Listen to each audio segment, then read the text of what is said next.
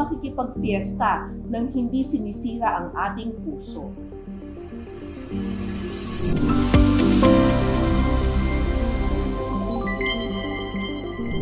Magandang araw, mga kabarangay Belkans! Welcome to another episode of Real Talk with Doc. At lalo na sa mga nakasama natin last Christmas, masaya akong makasama kayong muli. Christmas is just around the corner, and we all know what that means. Noche Buena, New Year's handaan, at endless food trips. Kaya sa ating mga kabarangay Belkans na may high blood pressure at high cholesterol, ang selebrasyon ay pwedeng maging malaking risk. Kaya naman, we are dedicating this episode to practical life-saving advices. Ngayon, kasama natin ang isang napakahusay at respektong kasamahan natin sa cardiology. Let's all welcome our guest, Dr. Edward Benji Magsumbol, whom we call Dr. Mags. Thank you, Dr. Francis. Magandang araw sa lahat ng kabarangay BK.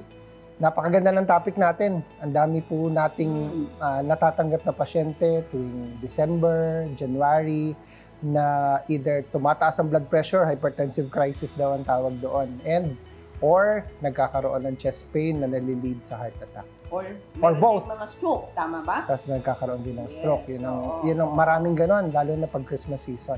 Yung mga pasyente natin na nagpapabaya sa diet during Christmas, kasi nga, ang excuse celebration naman. So sinasabi nila, pwede naman nating hindi isakripisyo ang ating health para lang sa pagsa-celebrate. So, Doc Benj, let's start with the food. Sa mga Pilipino, kapag Pasko, ano bang mga kinakain ninyo? Lechon, spaghetti, hamon, queso de bola, at kaldereta, at marami pang iba. So, Dr. Mags, ano ba talaga ang mechanism or bakit po tumataas ang blood pressure at cholesterol pag kumakain tayo during the holiday season? Masasarap ng lahat ng sinabi mo, nagugutom tuloy ako. Tama ka dyan. Pero ang sinasabi ko sa pasyente, pag ganito na holiday season, tsaka during the regular follow-up, usually yung pagkain na masarap, mataas sa cholesterol yan. Kasi yung cholesterol ang nagpapasarap ng pagkain. Ang mga taba, nagpapalasa. Kaya masarap ang pagkain dahil mataas sa cholesterol.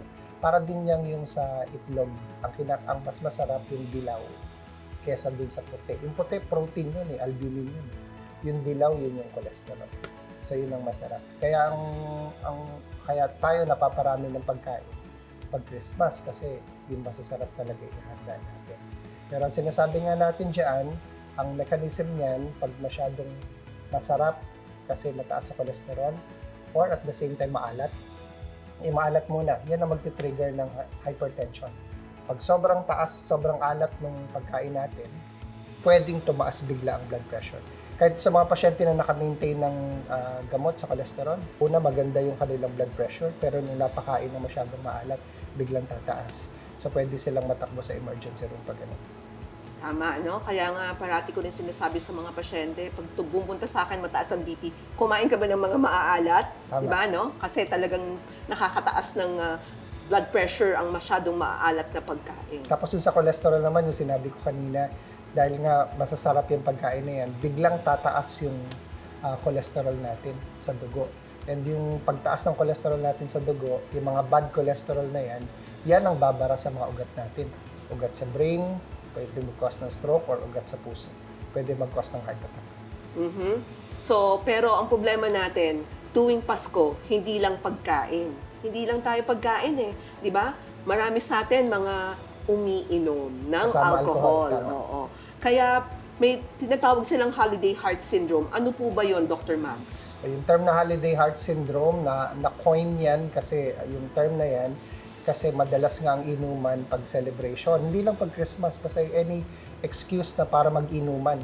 So pag nag-iinuman sila at nasosobrahan sa dami ng alcohol, natitrigger minsan yung puso. Nagkakaroon ng palpitations, bumibilis yung pintig ng puso. Ang tinatawag nila doon ay arrhythmia or abnormal na heartbeat. So magpapalpitate sila. Pag nag-abnormal heartbeat yan at sobrang bilis, pwedeng ma-heart attack, pwedeng ma-stroke, pwede rin magkaroon ng heart failure. So yun ang risk pag nagkaroon ng holiday heart syndrome.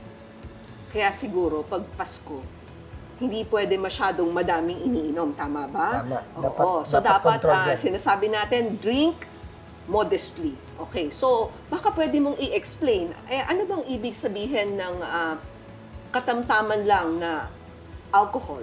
Yan. Quote natin yung sinasabi, ito yung lagi ina-advise ng Philippine Heart Association. Sabi sa Philippine Heart Association, pag babae, 1 standard drink para sa babae, tapos 2 standard drinks for men. Ano ibig sabihin nun?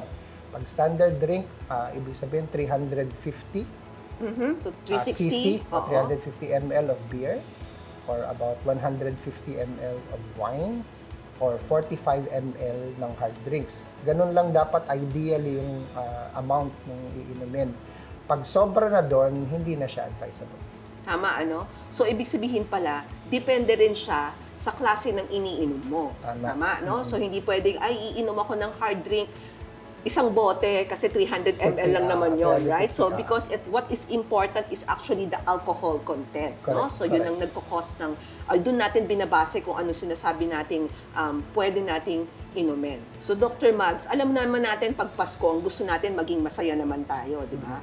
So, paano ba natin maa-advise ang ating audience? Paano ba natin magiging gagawing masaya pero healthier naman ng konti ang ating Pasko?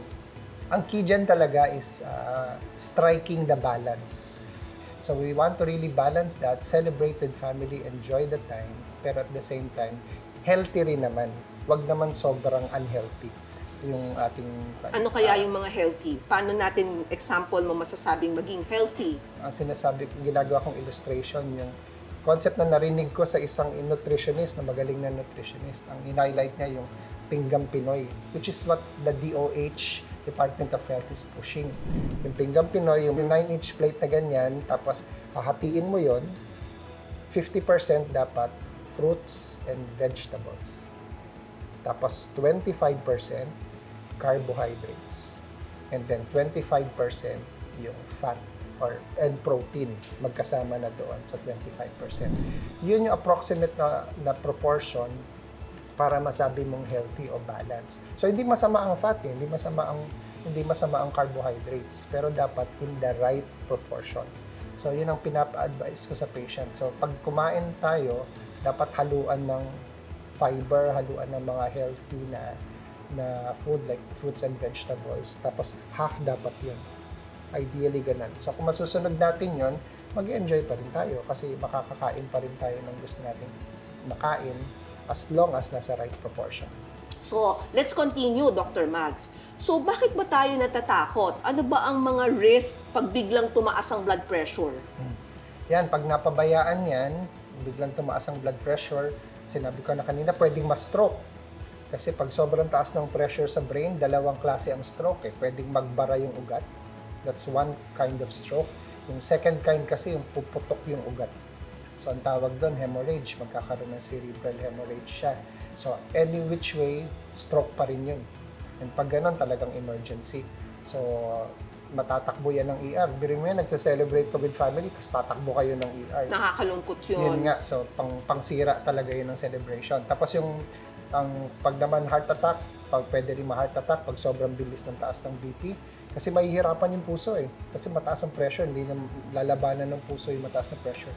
Kapag taas na ganun, pwede rin ma-pressure ang puso, mag-heart failure or ma-heart attack. Okay.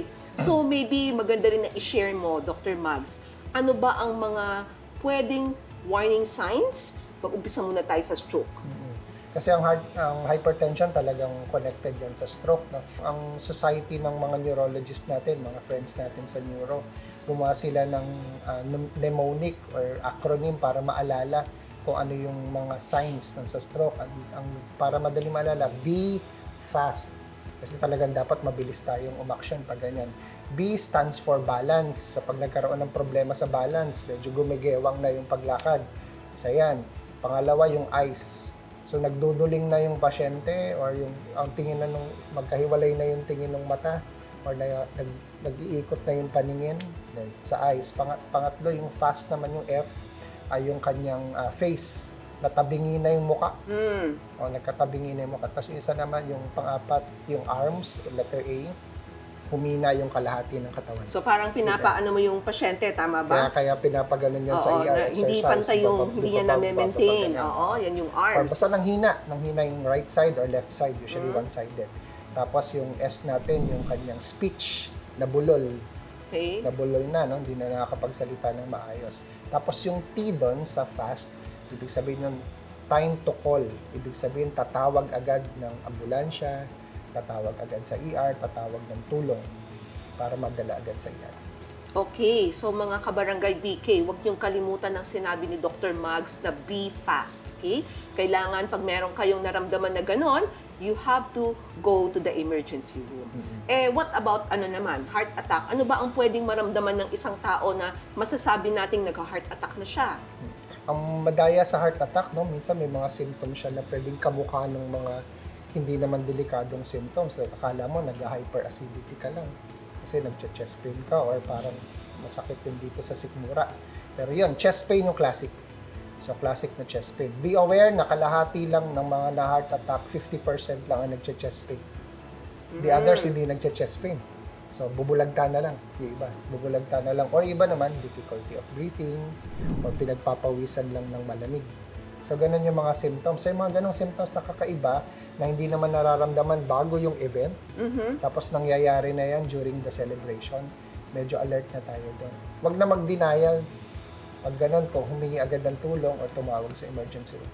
I think they have to recognize na kapag meron kang heart attack, because cardiologist kami. So, importante makarating po kayo sa ospital as soon as possible. Kasi ngayon, hindi naman lahat nagka-heart attack ay namamatay, di ba? Kasi marami na po tayong nagagawang ways para buksan yung mga ugat na nagbabara.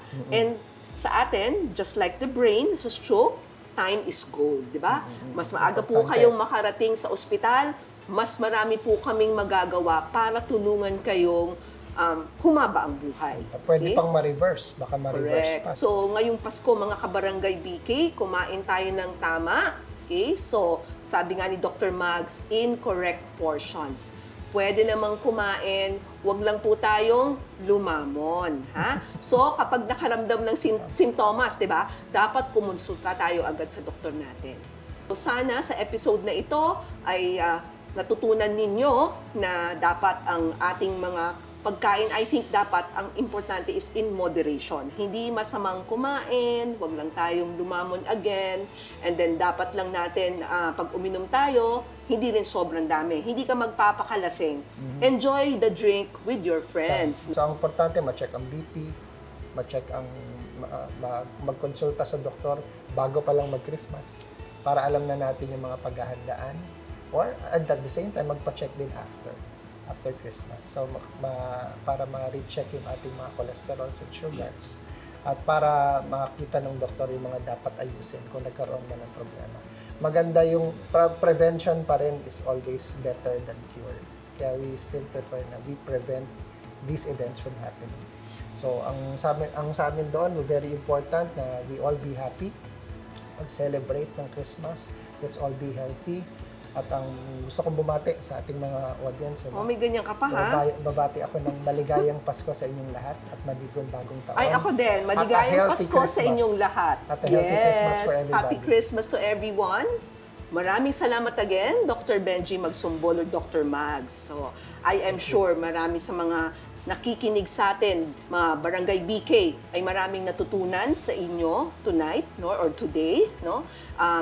Remember po, ang sabi ni Dr. Mags ay magpa-check up daw po kayo after the holidays. So, huling-huli kayo ng mga doktor ninyo kung anong mga kinain ninyo. Always remember, eat the right portion and drink moderately. We would like to greet everybody a very, very Merry Christmas and a happy, happy New Year.